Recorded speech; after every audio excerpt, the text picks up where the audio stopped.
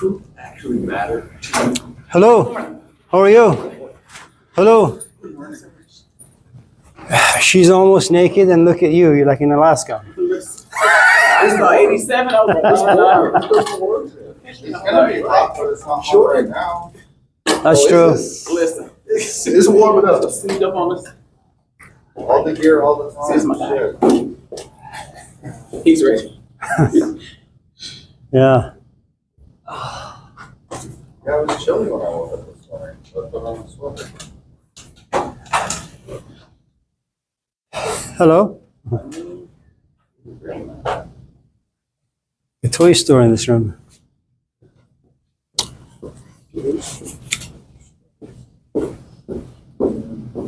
Yeah. Come on. You were saying something, I was saying, I think. so, Yeah. one of my questions is,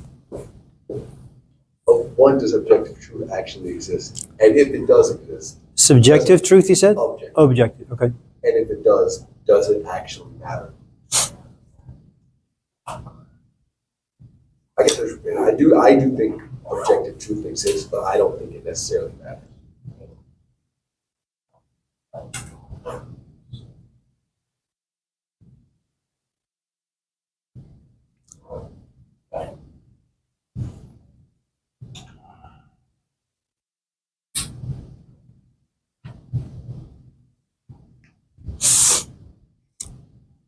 Maybe we can look at it this other way. Hello.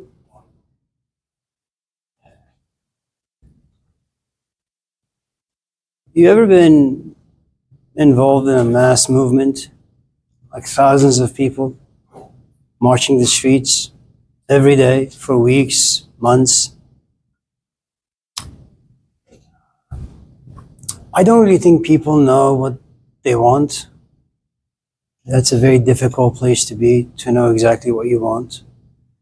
But people, I think, have a really, really good idea and a set of feelings as to what it is they don't want and they don't like. You know, I don't want to be in an abusive relationship. I just don't know what a healthy relationship looks like. You know. And so I think one of the things that happens in mass movements, you have these huge bumper stickers or slogans like freedom and justice, diversity, you know, inclusivity. I mean, these are gigantic concepts. And I think you have thousands, if not millions of people just marching and screaming these concepts. I don't really think about it, but it is something objective in the sense that it has brought together people who've been suffering under an avalanche of just being bullied on a daily basis. The subjectivity, perhaps, maybe, has to do with you and I having a disagreement on something. And at the end you say, well, that's your position and this is my position. Let's just agree to disagree. Instead of, you know, punching each other in the face. One of the things that religion did for us for many, many thousands of years was that it removed your subjective outlook on things. It just didn't matter. You know, you ask your neighbor about happiness, they'll just tell you. A fallen angel can't be happy down here. And that's in Delaware or Minnesota or California, it makes no difference. You know, when you have these big ideas go away and replaced by smaller ideas, then what you have is different people having their own different perspective on things. Consider, for example, with the invention of contraceptives. I mean, before that, sex was a huge deal. You can't have sex before marriage, just in case your parents found out, your neighbors found out, you'd be categorized as a whore. You know, as a son, you'd be an outcast, your name, your reputation, everything mattered. You know, contraceptives come about. I mean, relationships were taken very seriously. Sex was taken very seriously. It wasn't so much just for entertainment or pleasure or satisfying, you know, some pathetic desire. Contraceptives all of a sudden come in. And what you have is you're no longer scared of being pregnant because now you can protect yourself. Relationships became much more casual. Your idea of sex became much more casual. And so if your mom comes to you and says, you know, if you read Genesis, God says that sex is about procreation. You look at your mom and you say, well, mom, that's your position and I can respect it, but I'm just going to have some fun, you know. And one of the nice things about, say, your mom's position is that all the men knew that if you want to have sex, get married. If you want to get married, make sure you have some maturity. Women knew, you know, that if you want to have sex before marriage, they're going to be labeled on you. And those labels are not going to make you a very happy chap, you know. And so there was a certain self-image. Now, whether or not that particular concept helps people, harms people, that's a different story, you know. Is it good to be free? Is it good to have your freedom restricted a little bit? I mean, these are all up for debate. Do you have children? All I can tell you is if you have a daughter and she's at a certain age, and as a father, you know, you've understood a few things about what it means to be a man in a culture such as this, understood media a little bit, you know, and what it does to people, understand pornography. And depending what your relationship is with your daughter and how invested you are in the relationship, maybe you'll pray for the old traditions to come back. Maybe. Hello. As opposed to having your 12-year-old coming home saying, I'm pregnant.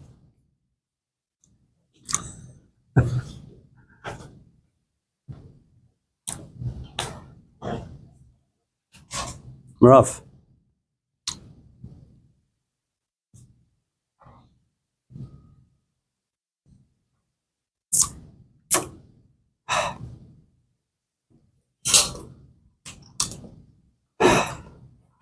Hello.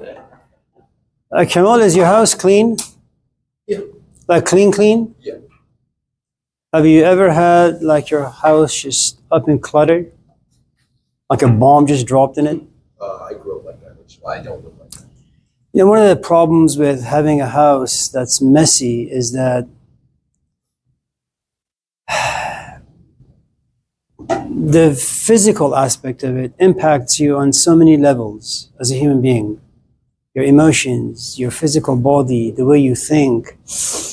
And all of a sudden you realize your emotions and your thoughts are as messy as your house. And then maybe you'll just summon up the courage and the energy. You say, you know what, I'm just going to spend the next couple of weeks just cleaning this house so I can just be at peace. I think when you live in a world that's filled with subjectivity, in other words, everybody has their own ideas as to how things should be, it's just cluttered. You know, you really just don't know which path to take because the culture says every path is right and every path is correct because every individual human being has the right to his or her opinion. And that ends all debates, that ends all curiosities and examinations. So, anyways, good luck, man.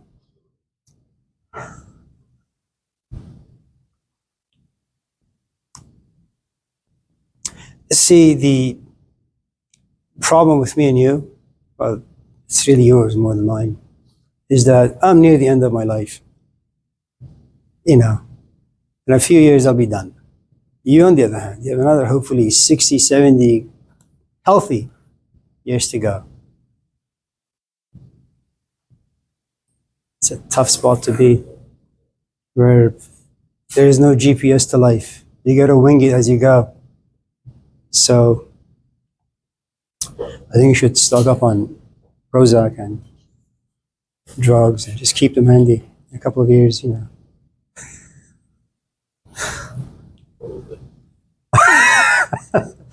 Am I wrong?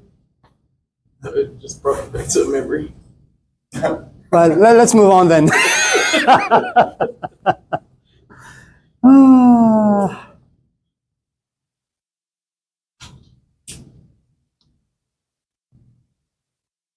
You're looking around the classroom to see why it's packed? No, I just wanted to see the question if you're going to look at her. but No, Oliver? I don't know if it's Not right now. Okay. Yeah, Tia, anything? No. All right.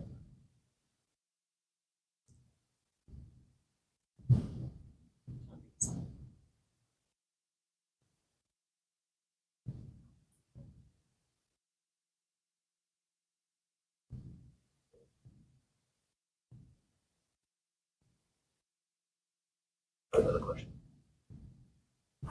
Please. Hello, Oscar. You put an order to your identities. Like you said, you're from Iran, right? Were you, The Great Persian Empire, yes. and then you're a man. That feel could like- change the way things are going. I may one day wake up and say, wait a minute. That's actually more to my question. Do you feel like you're more, or at your lower level, you're more Iranian than you are a man? Or do you think that you're a man first and then Iranian? Being Persian is being a man. I'm just kidding.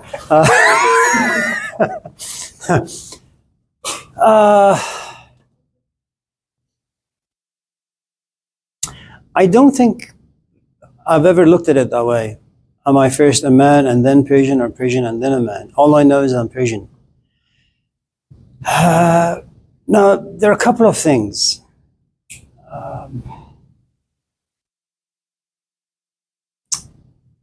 I've been in 2 revolutions, 3 mass movements, washed a lot of corpses back home, went to mosques, fasted.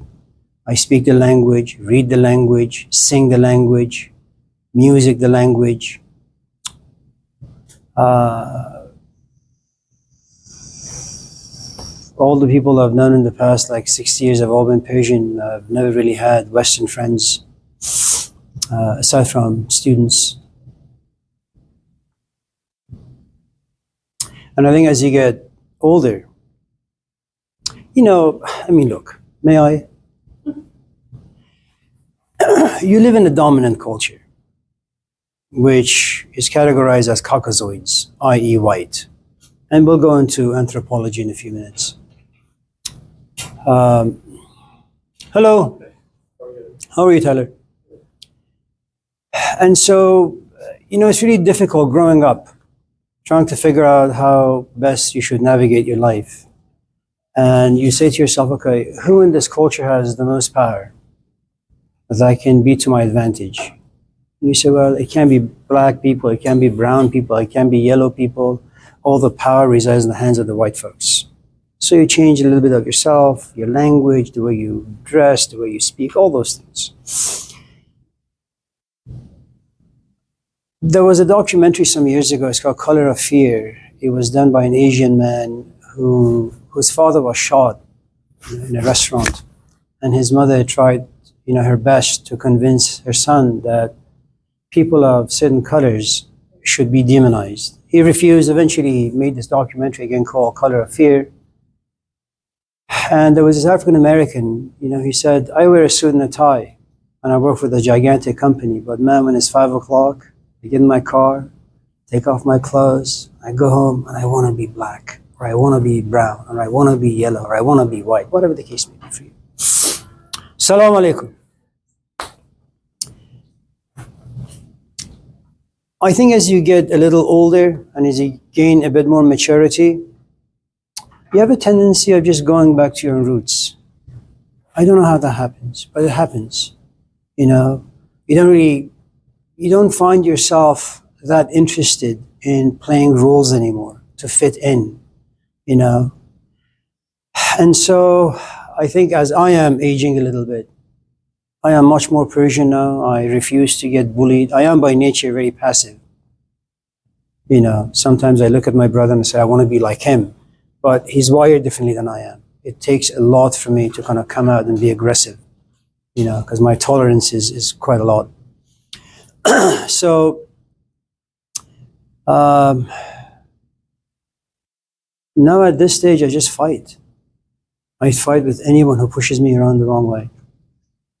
You know, and sometimes, and I gotta be honest, what's happening to my country right now, if I was to pay close attention to its impact on my psychology, I will tell you that, and it's something you can kind of relate to, that all of a sudden your history comes to the surface and you are very closely in touch with what cultures with a good amount of power have done to your people and have done to your land and have to your resources. And so you have a chip on your shoulder. Anyone who wrongs you, there is a branch that comes out of you, which is, they're doing it because I'm Persian. It's an extension of imperialism. And it happens unconsciously, often. But if you want to kind of understand it, you have to push yourself into awareness and catch it and glimpse at it and observe and take notes. So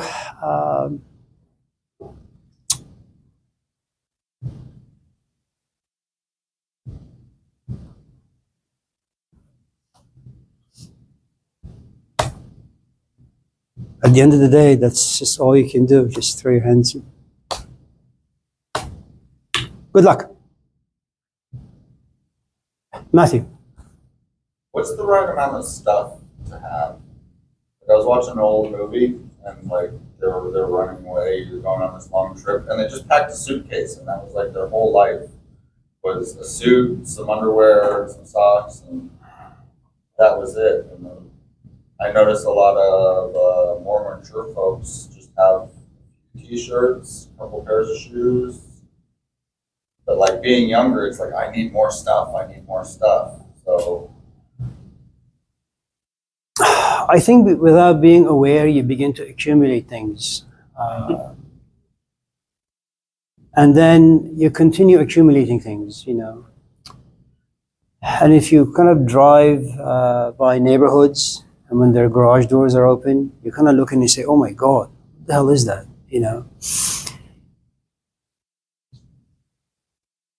Now, a couple of things can happen. Maybe you have hippie parents, and they always, hello, kind of trained you to be very frugal emotionally and intellectually, only read the books that fit you, and only be around the emotions that inspire you. If I didn't have children, I'd probably get rid of all the books I have. In every corner of the house are like thousands of books. I no longer read them. I have no patience for them. And they all are like politics and religion and philosophy. Right? If I had no kids, I would probably burn them. And the point I'm trying to make really is, it first of all depends on your background. If, for example, you were born as a genius like a Magnus Carlsen, the only thing you would gravitate towards is collecting chessboards and chess pieces and reading books about chess. I mean, that's like 99.9% of the world will just disappear for you because you know what you're made to do. Most of us are not like that. We're not that lucky. And so we kind of go around accumulating things because they feel good. They give us a good amount of pleasure. And we hope that once the pleasure is done, we can stuff it somewhere. And then 2 years after, 3 years after, they can come back and say, hey, here I am, just in case you need me. So we keep it around. At a certain point, I suppose, you're 60, 70, 80, you kind of look at your environment and you say, I just don't want this. You put everything out on the pavement for people to take. There are also traumatic experiences, which is somewhat positive. Like you have a near-death experience that reveals to you that most of life is irrelevant, that you should kind of go on this fasting now. Eat what you need, take what you need, not what you want, what you need. And there's a huge difference.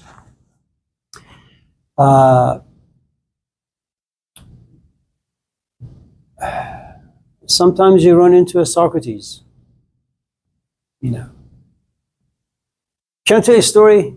It's a great story. It comes from, I don't know.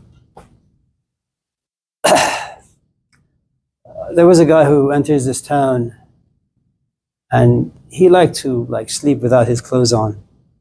So he takes off his shirt and jacket. The only thing he has is underwear. And he puts his clothes above his head. He wakes up in the morning and there is nothing. Someone had taken them. So he runs to the courthouse and looks at the judge and says, someone has stolen my clothes. And the judge looks at him and says, it can't be a person from this town. No, it has to be. Can't be. How do you know that, judge? He says, well, in our town, when someone steals, they take everything. And I see you still have your underwear on. I mean, there are many layers to the story, but the point is sometimes you run into some people that they really take away everything, all the garbage that the world is there to offer you, and they only give you the essentials. In times of war, what are you going to do? Load your truck? Of course not. I had a few friends who were tortured back home, and when they were released or they escaped, they went through the mountains of Afghanistan, went to Pakistan, went to India, went to France, and they had nothing. No suitcases, no bags, nothing. And sometimes desperation, you just have to be disgusted enough or poor enough in a healthy way to kind of just walk away from things. I mean, women are really good at this when it comes to like dating, not so much accumulating things. A woman like dates a few losers. She gets to be like 25, 26, comes to realize her eggs are getting a little older, but less mature. And so she says, you know what, maybe I should sit back and ask myself what exactly it is I want from men, what sort of qualities. And she goes on this diet, and then she goes out there and she becomes very, very selective. And she doesn't much care about someone's exterior, but what they have on the inside. They go to school, because going to school is like having children. You have to go through a lot of BS, to get your diploma or to eventually look at your son and say, yes, 30 years of work, there it is. Can I read you a poem? It's a long poem. You ready? پدری با پسری گفت به قهر که تو آدم نشوی جان پدر. حیف از این عمر که ای بی سر و پا در پی تربیتت کردم سر. دل فرزند از این حرف شکست. بی خبر از پدرش کرد سفر. رنج بسیار کشید و پس از آن زندگی گشت به کامش تو شکر. چند روزی بگذشت و پس از آن نزد امر فرمود به هزار پدر. Long story short, it's like 50 lines. That the father goes to his son and says, the hell is wrong with you? When are you going to get mature? Become a man.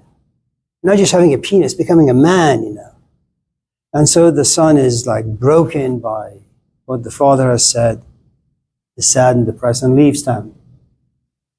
Spends many years out there and eventually becomes like Siddhartha, has a mansion, becomes a mayor and says, I'm going to call my father now so he can come and look at me and realize, I've blossomed, prospered.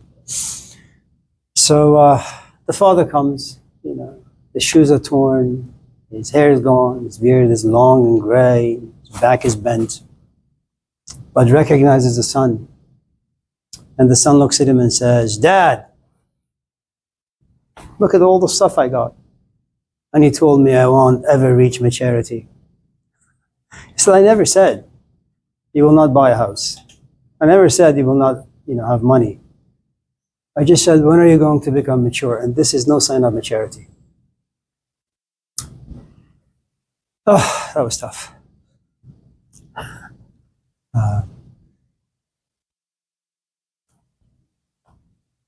Look, I think there is a passage in the Quran which is very telling. I think that's all you need, really. The best book that you could ever lay your hand on, and the best book you could ever read, is the book of your own life experiences.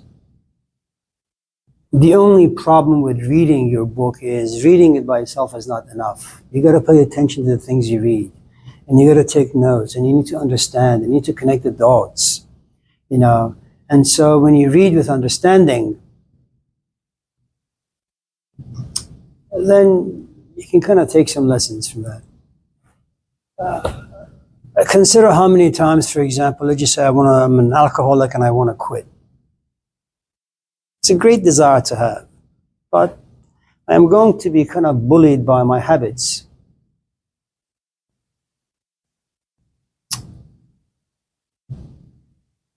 I continue to have friends and bottles and this and that until disgust grows. And then I go on this fasting. And then all the things that I had accumulated, they just drop. 20 of my friends, I delete, their numbers. The places I used to go, I delete them as well. I save some money, buy myself a nice little property, and go to Home Depot, steal some plants, and, do gardening. But you gotta steal.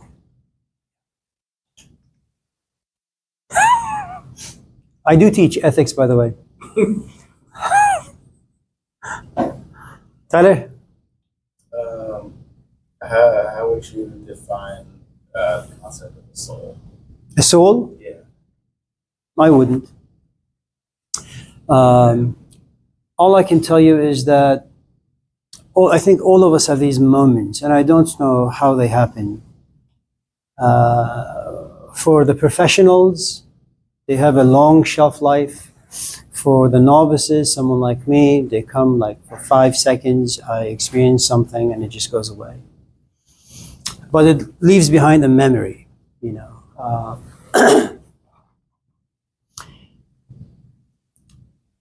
I think there are moments where you write an essay and it's not for a grade, and it's not to impress your teachers, and it's not even to impress yourself. It's like you find yourself in this moment, you kind of zone, I don't really know what to call it. And something about you opens up, and all the worries and troubles and concerns you had about money and power and social status, they all go away, It's kind of like those moments where you're married, let's say, or you have a companion, but you find someone very, very attractive, and you never intended to kind of cross lines with your companion, but for the first time in many, many months or years, your wings grow.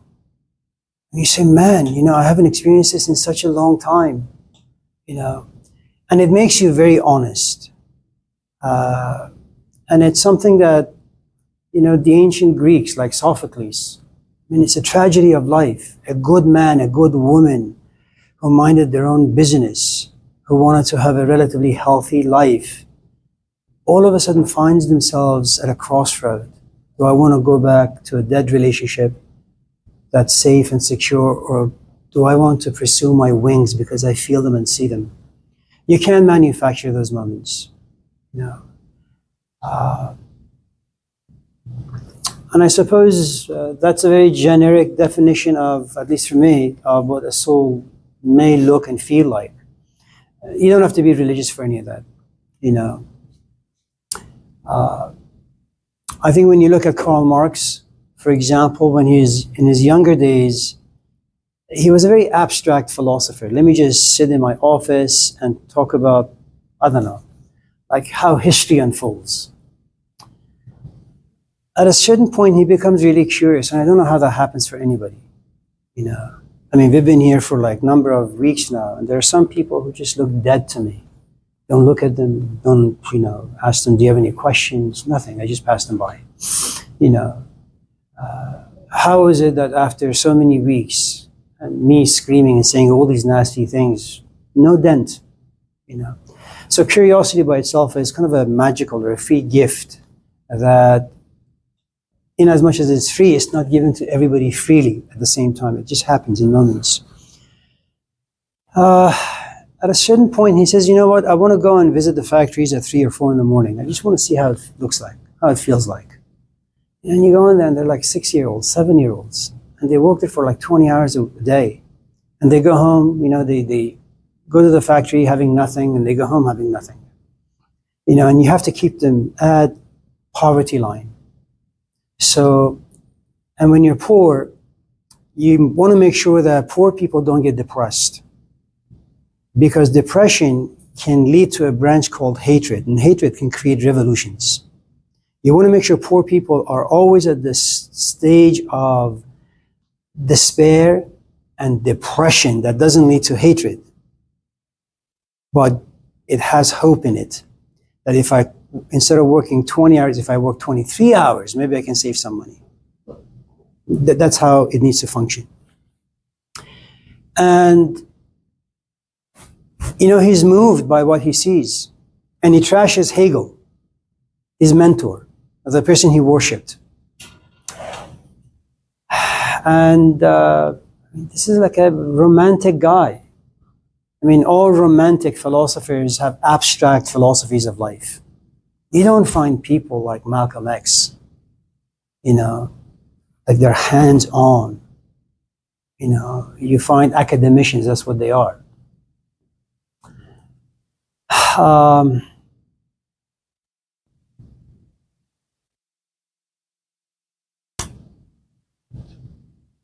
What was your question? Your question? Yeah. I think your answer is the soul. Oh, the soul. And you know, at a certain moment, you know, he walks in, looks at these people and says, you know what, this is not right. And even when his daughter dies, he refuses to go out to get a job to be able to buy a coffin. That's messed up. You know, your wife keeps nagging you. Marks, go out there, man. Just work for a few hours. You grab a couple of pennies, come home so we can go to somewhere and buy, you know, like Home Depot, buy some 2x4s and some OSBs and make a coffin for our daughter. He says, no, I'm busy writing. Who does that? You know. And then something really awful happened to Marx. Engels loved him. He took care of him. And then he gave him a lot of money. He didn't write anymore. He was pushed into a stage of privilege that creates sloth. You know, that's why pain is good. But you need to have the right kind of pain, and you need to have the right tools to know how to deal with the pain. You know. So,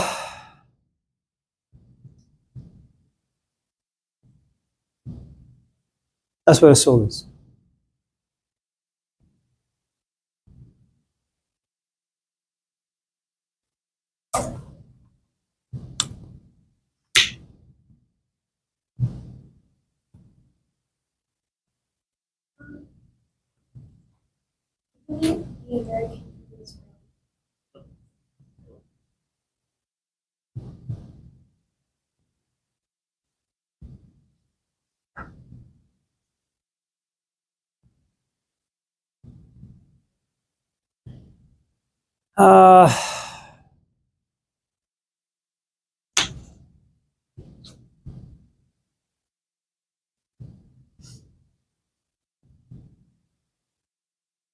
Yeah. Let me put it to you in this way. I'm just going to create like a hypothetical story about the American dream. Let's say I'm driving around and I just love Porsches. Okay. Hello. And as I'm driving around, I see this beat up Porsche sitting in a driveway.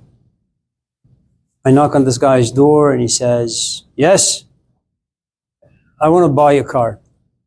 It's rusted, the tires are flat, nothing about the car works. But I have this dream. You know, my dream is I want to like buy this car, bring it home, and start fixing it. That's my dream. It can occupy me for the next like 20 years. So I ask him how much he's willing to give it away for, and he says like 5,000. Well, one way that my dream can potentially, to some extent, can come true is for me to have financial resources. I look in my pocket and I realize I only have a 20. Can I dream? Absolutely. Do I have the right to dream? Yes. Are my dreams and imaginations unbounded? Definitely. But for certain parts of my dream to come true, the first thing I need is money. Let's just say I have the money. So part of my dream has come true. And so tow trucks and all that, they bring the car home to my place. I open the hood, no engine. So I call a few places. I'm looking for an engine for a 1905 Porsche, 25,000. Well, okay. Let's say the engine is okay. It just needs some work. I need to be a mechanic and I'm not. Remember, everybody has the right to dream. My people dream for freedom. Students here dream to graduate. People dream to have healthy marriages, great relationships, wonderful kids. I mean, I think if you're a human being, you have no choice but to dream. Okay. The problem with dreaming is that if you want those dreams to become true, as above, so below, if your dreams are here and you want to bring them down, well, shit, you need resources. The only reason why you're not breaking your fast is because the past 2, 3, 4, 5 weeks have revealed to you that when you go home, your mom has stayed home and has cooked this delicious set of foods. And you're not going to go hungry. You don't even need to dream. If on the other hand, you were starving, you come to this class with one dream. Maybe someone can look at me, they can look at my face and see that, I am not in the best of places. Maybe they can give me $1 or $2. So, American dream. The other thing is, you really need to have the right kind of dreams. I can dream about being with Angelina Jolie, but the truth is, it's just a stupid dream to have because I'm never going to be around her. If I'm not careful, I can be obsessed with that dream. It can break up my marriage. Okay, I can spend my money on a lot of useless things, And so, if you want to have a dream, make sure you have the right capacity. Look at this classroom. Every student, I think, starts a semester with the dream that I'm going to, finish the semester, unlike the last semesters. Okay, but the truth is, they just don't have the capacity for sitting in a boring class like this for 16 weeks, doing work that they don't like. Talking, asking questions, doing assignments, being around people. And so what happens is when you have the wrong dreams, and you have the wrong dreams because you don't really have very much self-knowledge, you don't really know how addiction works, you don't know how habits are formed, you don't really know how desires are created and the force that they have like a tornado, always pushing you towards a certain direction. But you have these dreams of overcoming your addiction. And because you don't understand these things, you have a lot of stress. You try, you fail, then you get frustrated. And then after a few weeks, you have zero self-confidence. Then you find yourself depressed. If someone was to come and tell you, listen, you've been drinking for 5 years or 10 years, it's going to take you 15 years to recover. So go slow. You're going to have days where it's just dark and gloomy. That's just the way things are. But in a culture where all dreams are sunny and you can bring them to reality after like a couple of weeks, what you have is a lot of confused and depressed people and angry people on your hand.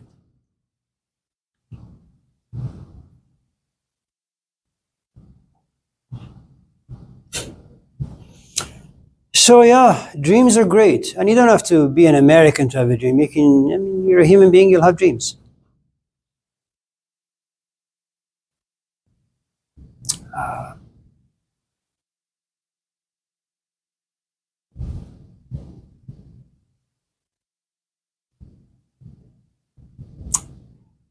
Have you ever dreamt of being with a 50-year-old?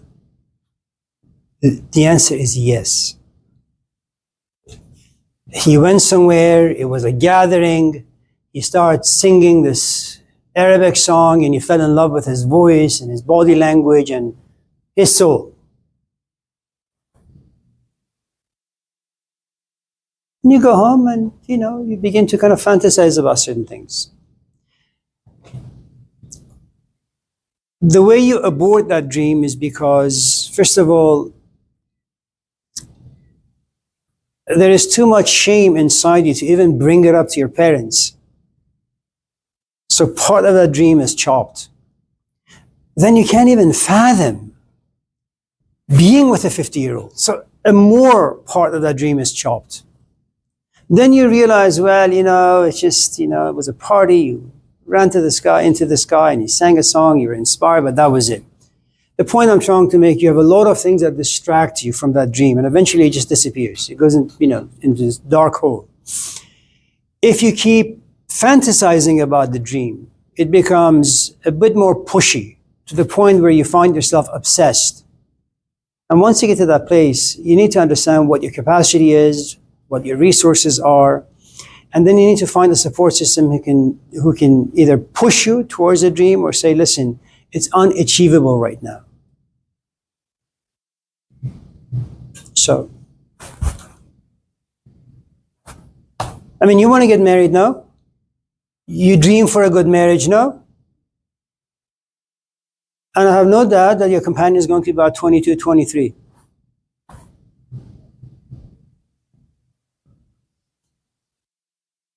How do you protect that dream? The dream that you have about having a healthy marriage.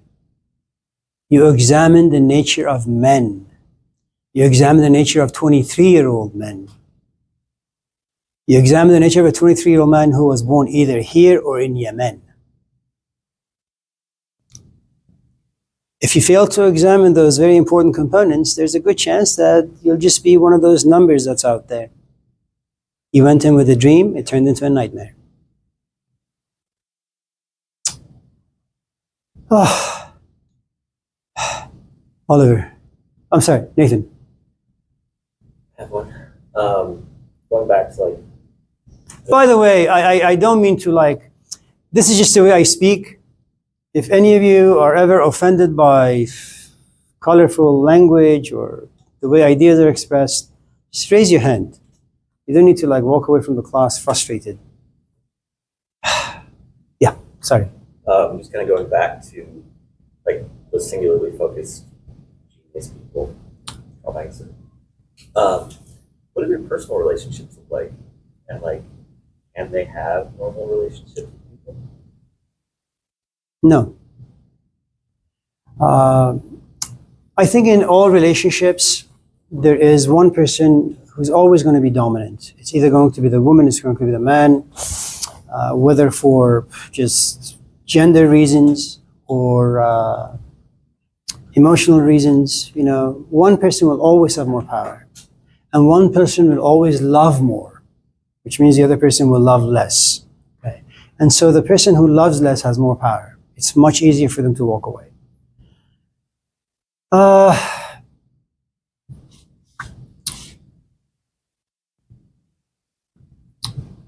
So here's the thing.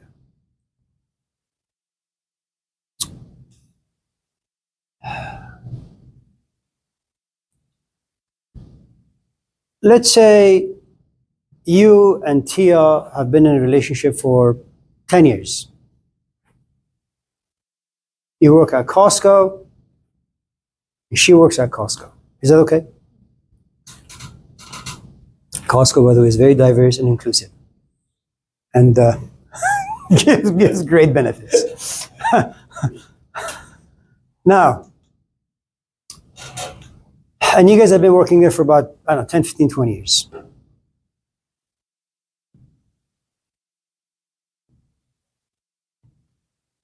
Sure, there's this natural friction in relationships that exists,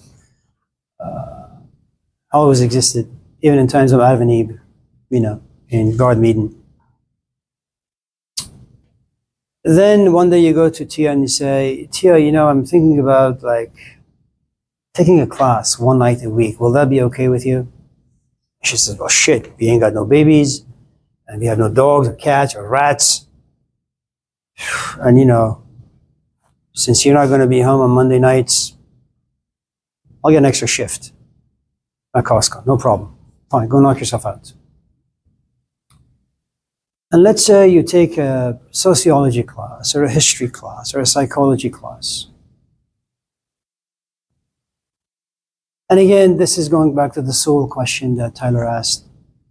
At a certain point, something about you cracks open. and you realize that your instructor is like Sigmund Freud, or Carl Jung, or Rollo May, or B.F. Skinner, or maybe Karl Marx.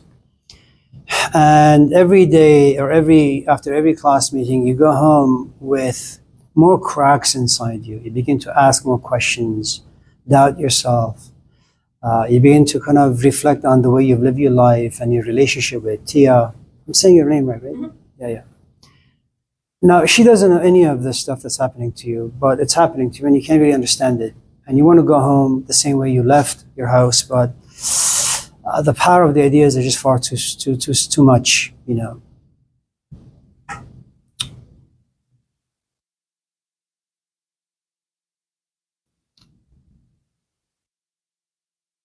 At a certain point, the concept of relationship and all that entailed, it loses its grip on you.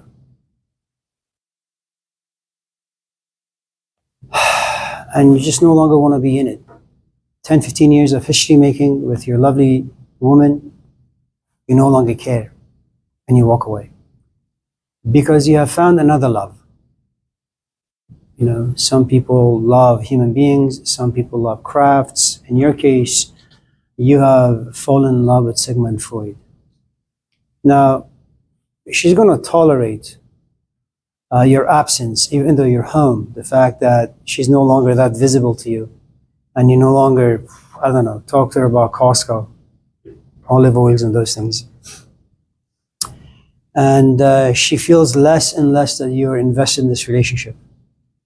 And you care less and less how she feels about you and what you do, you know. And you become kind of like Rousseau in The Stranger, Albert Camus.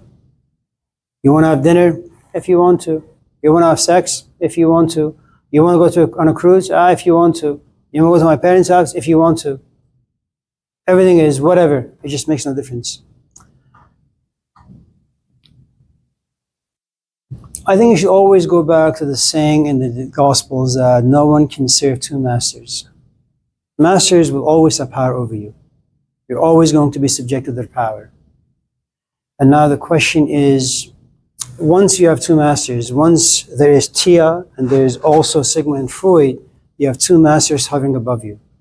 And there's going to be this battlefield, Jihad al-Akbar. You're either going to gravitate towards her and crucify Freud, or you're going to gravitate towards Freud and crucify Tia and the life you've had with her.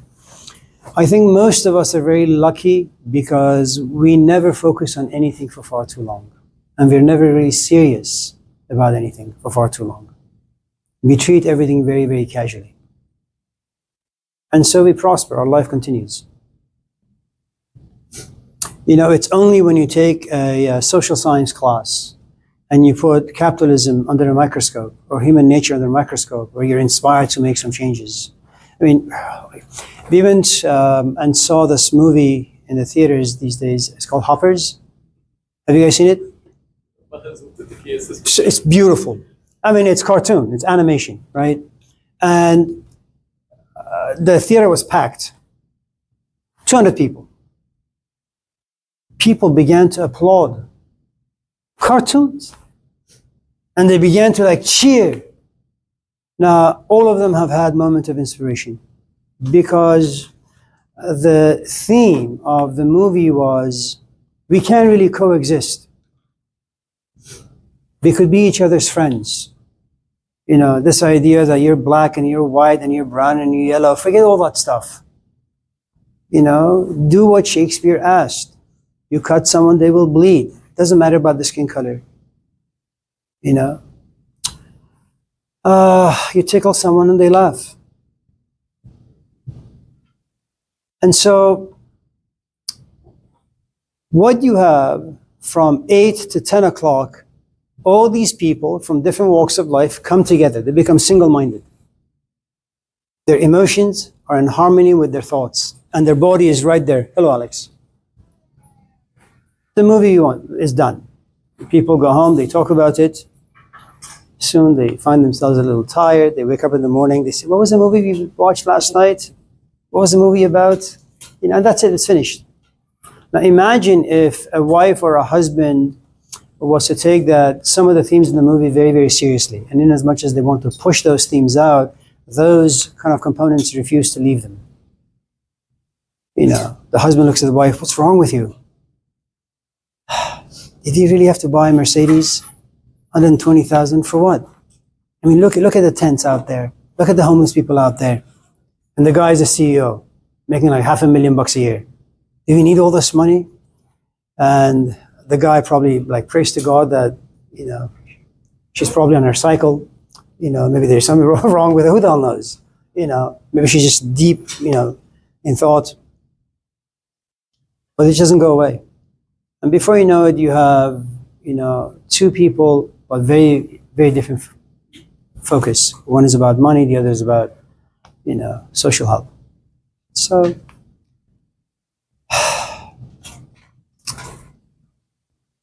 if you like history, and you've been doing history, now remember, the two of you have had many things in common. History is relatively new now. That history is going to destroy the relationship you have with it. If on the other hand, you were interested in history from the age 5, and you were obsessed with history for 20 years and now 35, the only thing you will talk about, think about, eat about is history. And if you're going to have a long-term relationship, she needs to be submissive to your passion. In other words, you need to have or be with someone who is receptive to being challenged. So you need a woman who's going to be passive. And just in case you find that woman or that man not be passive, you leave the relationship. You have no problem. Because remember, when you are focused, you are autonomous. It's a Latin word, autonomos. You are a law unto yourself. You don't take orders from Jesus Christ, from Muhammad, from Lao Tzu, from the Buddha. You know who you are. You know what you like. No one can tell you otherwise. Not Jesus, not your wife. And now you take a lover. Sure, you can kind of just fool around for a couple of weeks, but you're eventually going to go back to who you are, which is a guy who loves history. And just in case you talk history and the woman kind of cracks a joke, you're not going to take her seriously. In fact, you're not going to take your relationship seriously. So the point ultimately is, anyone in this class who is not single-minded, you're blessed. Because your life will prosper. And you'll have dreams. With zero resources to make those dreams come true.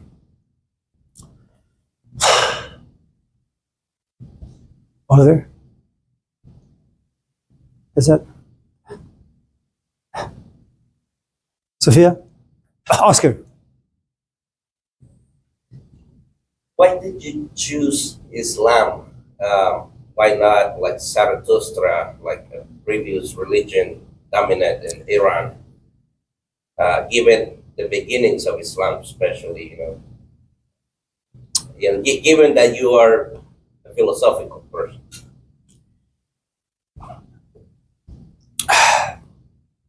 Oscar, you have children? Yes. I'm so sorry to hear that.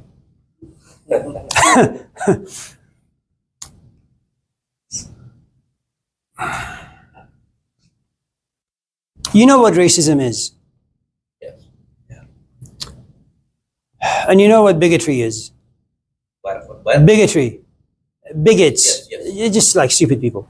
Donald Trump. Sure. So, I don't know if you're able to stretch your imaginations and memory back to the time when your child was born to when she was like 6 or 7 months old. All you can give them is milk. And then you boil some potatoes or carrots. You add some rocks to it. You mash them. And you give it to your kid. Things have to be very just soft and mushy. At a certain point, you give them some meat, but you cut them into very, very tiny pieces because they don't have teeth just yet. Okay? And you open their mouth and you push the steak down their throat. That's what we do. as their bodies grow and mature, their digestive system also matures and their teeth begins to grow. And then they learn how to chew and how to break down food. And then you realize after a while, you don't have to give them milk unless they want to like go to Safeway and grab a bottle. They can eat whatever, okay? And that's the lesson you need to learn from your body. You know, one of the problems with racism is that racist people, bigots, their intellectual and emotional digestive bodies, they haven't matured. Sometimes I have students who are very religious or very traditional. And, you know, I look at them and say fuck. No, God is right there. I can't do it. Say fuck. No, please, no. And you realize that they are bigots and racist towards language. They don't really understand it. They're still stuck in these elementary ways of thinking. There are a couple of important things about your question. Number one, I am the product of my culture, as everyone in this classroom is. If my parents are alcoholic, there's a good chance I'll become one. Or I'll have so much hate for my parents that I refuse to be around alcohol or anyone who drinks. Only those two options, okay? And there's a good chance, 80%, I'm going to gravitate towards alcohol, okay? If I live in an Amish community, I'm going to be exposed to women who are all covered up. If I'm in Oakland, I'm going to be exposed to women who are almost naked, okay? So my definition of feminism in an Amish country is going to be very, very different than definition of women in Oakland, okay?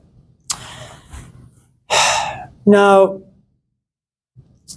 when I was born, where I was born, the dominant religious tradition was Islam. But our New Year has Zoroastrian components. In everyday language, when you sit or stand for 5 hours to get a loaf of bread, we talk about Zoroastrian tradition. It's, you know, calligraphy everywhere. It's in our music. But the predominant tradition is Islam. But here's the thing you need to understand about Islam.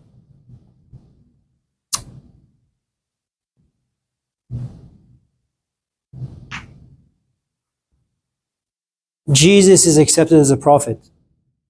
So when you tell me that you're a Christian, I say, oh, well, you're just like me. Okay. If you tell me you're a Jew, I say, oh, okay, well, people of the book, because you have Abraham, right? This is Abraham. Abraham has a wife. Her name is Sarah. Despite all the many times that they have sex, Sarah just can't get pregnant.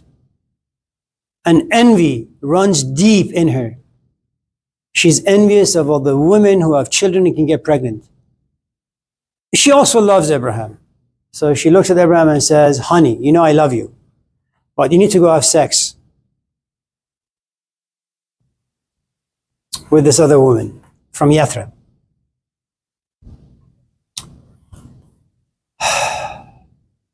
I don't want to, he says. I want to remain faithful. Talk about being a man. And she says, no. Go out there. And she does. So, long story short, Sarah eventually gets pregnant. Out of her comes Isaac. And the other woman, out of her comes Ishmael. So you have one guy, okay, two branches. This is Abraham, this is Isaac, this is Ishmael. From this branch comes Judaism and Christianity. From this branch comes Islam. But they're part of the same body. Okay. If you look at Hinduism, they accept everything. They have a god for money. They have a god for dreams. They have a god that's just one god, but has many kids. You know, in Buddhism, fuck all of them. There is no God. You know. And what you find in older traditions, such as Hinduism, is that they really have a good emotional digestive system. They accept all sorts of things under the sun. Consider, for example, Israel.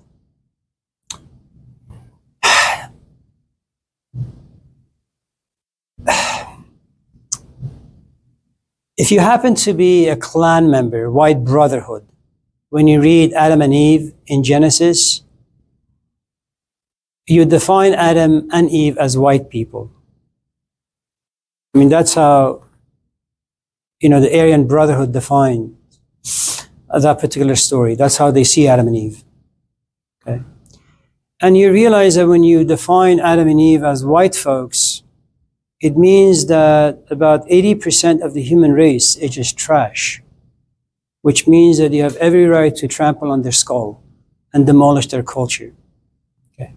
If on the other hand, you're Hindu and you have a tradition called Diwali, celebration of colors, right? What it means is that there is one God, but God creates all sorts of colors, and all these colors eventually have their roots in God. Which means that if an Indian looks at you, a brown man looks at me, a black man looks at him, a white man looks at another human, they're all children of God. The point ultimately I'm trying to make is that the more mature your digestive system, the more capacity you have to accept all sorts of things.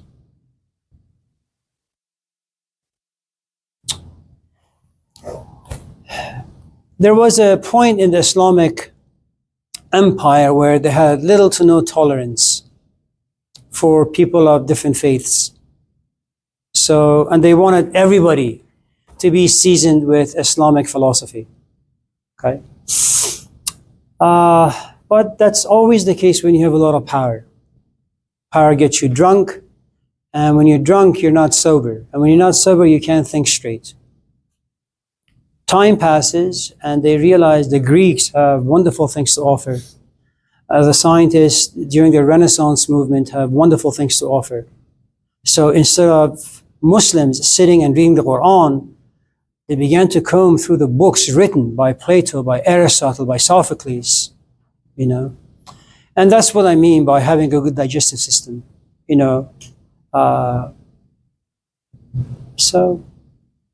Yeah. I don't know whether Islam is good as Zoroastrian or Christianity. All I know is that when you look deep inside these traditions, they have wonderful things that you can take away from. Yeah. A few times you've stated that, or I'm probably paraphrasing, that women these days or females don't ask the right questions. Okay. What are the right questions? I don't think it's women. I think generally it takes us a long time to ask the right questions. Look, there was no reason for me to have a triple bypass. I never asked the right questions about the diet, about my health. No one was educated enough to educate me about how food impacts you and your arteries and your heart. The truth is, to be able to ask right questions, you need to be educated. I mean, it's like, someone very close to you passes away and you're hit with eruption of grief components. You kind of feel paralyzed. And in grief, you feel restless. You're looking for a door to knock, hoping for that door to open so you can get some tools to figure out what not to do with all the emotions that live inside you. But there are no doors to be found, and even if you find them, they don't open. If they do open, you don't really find the tools. If you do find the tools, you don't really know how to use them.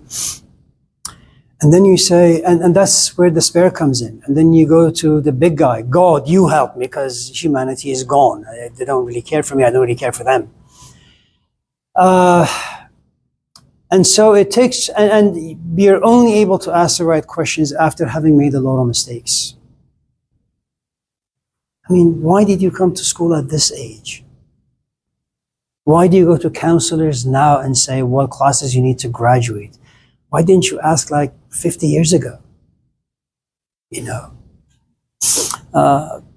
Sometimes people get married to another with like 4, 5, 6 kids. There's nothing wrong with that, but just being with a man or a woman is difficult enough. Now you have 5 more difficulties added, or 2 more. And then before you know it, you're like, shit, you're taking care of like 50 people. This is not something you asked for. Your back is beginning to bend. Every day you go home angry, more frustrated. And then one day out of, despair or sadness or anger, you go to your mom, you bang on the door, you say, God damn it, Mom, you should have told me. Told you what? I should never get together with a man or a woman with 50 kids. Why didn't you warn me? And the truth is, maybe she spoke to you about this, but you just didn't have the right ears at that time. Or maybe your mom just said, oh, honey, you love. Enjoy these moments, because she herself was not so educated. And so you realize it's very, very complex, I don't think school should be about giving answers to anyone. It should really just inspire you to look at the complexities existing and hope that when you're done with a class, whatever the class may be, that you leave with a sense of curiosity. And one would hope that that curiosity is not kind of shoved into oblivion by the distractions of life. Asking questions is tough. It really, really is. Can I give you a story? What time is it? We We don't have time. Maybe on Thursday.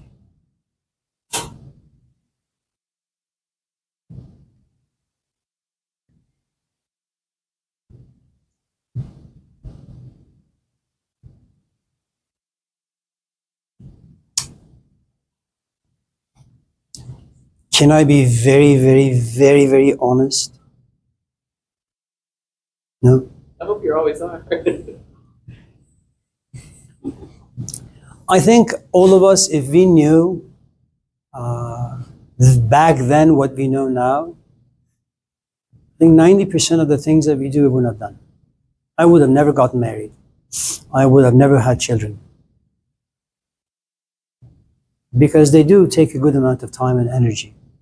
And once in a while you sit back and ask, okay, it's kind of like the question that Matthew asked. You accumulate.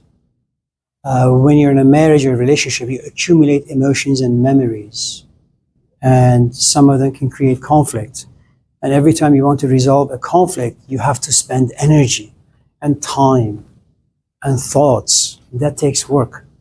And you don't even know if you get it. You don't even know if the other person gets it. And then you have children. You have children, again, not because you understand the social, political aspect of the place in which you live. You don't understand the financial aspect of kids. You don't understand how long you have to wait until you actually witness your creation's maturity, your kids' maturity. You say, man, most of the stuff that parents give to their kids, the kids put them in trash. It's kind of like every semester I used to give syllabus, pass out paper copy. And then the class would be over and I would see them like on the ground. So what the hell is this? Why would I want to even create paper syllabus and give them notes? Online, you want to look at them, fine. You don't want to look at them, fine. Screw you, either way, right? And that's the thing. And the other aspect of it is, even if someone was to sit and rationally convince you that there's a great cost in human relationships, whatever they may be, whatever shape or form, that they're going to take away energy from you, time from you, age from you, vitality from you, and these are things you'll become aware of in your 50s and 60s and 70s, and you will regret. I don't think as an 18-year-old you have the capacity to grasp them. And we are all very much like the prodigal son story. You're rich with dreams and hopes and youth. You're going to go out there and you're going to waste them. At a certain point, you're going to knock on the door and say, I made a mistake. And your only saving grace really is, you come to class and you look at me, a 19-year-old, and let's just say, I am African American, you say, Amira, I know many times in this class you've talked about dropping out of school. Let me tell you what it means to be African American in America. Let me tell you this, let me tell you that. And it's because you've understood your history so well and the mistakes that are commonly made by people. That I sit back and I listen and say, wow, this is really, really a good piece of advice. So just in case I have any ideas about dropping out, I trash them and I stick with school. And then time passes and I say to myself when I'm like in my 40s, you know, I had this class 20 years ago. This like funny looking woman. What was her name? Tia, Mia, Shia, Hia. She said to me a few things and they sounded so honest and so real. And those pieces of advice kept me in school. And here I am with a PhD. And that's the thing. It sucks to be human. But you gotta do the best you can.